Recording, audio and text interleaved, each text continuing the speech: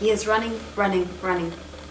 And it's like no kind of running he's ever run before. He's the surge which burst the dam, and he's pouring down the hill slope, channeling through the grass to the width of his widest part.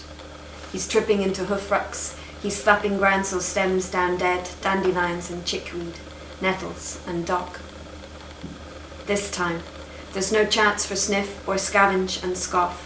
There are no steel bars to end his lap, no chain to jerk at the limit of its extension, no bellowing to trick and bully him back.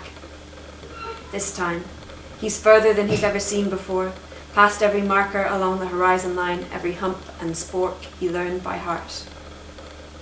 It's the season of digging out. It's a day of soft rain.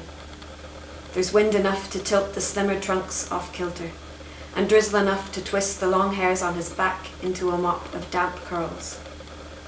There's blood enough to gush into his beard and spatter his front paws as they rise and plunge. And there's a hot, wet thing bouncing against his neck. It's the size of a snail shell, and it makes a dim squelch each time it strikes. It's attached to some gristly tether dangling from some leaked part of himself, but he cannot make out the what nor the where of it.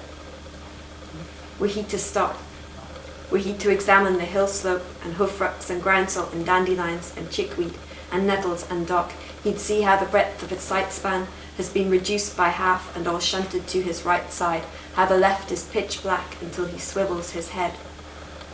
But he doesn't stop, and notices only the cumbersome blades, the spears of rain, the upheaval of tiny insects, and the blood spilling down the wrong side of his coat, the outer when it ought to be the inner.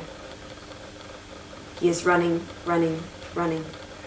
And there's no course or current to deter him. There's no impulse from the root of his brain to the roof of his skull which says other than run.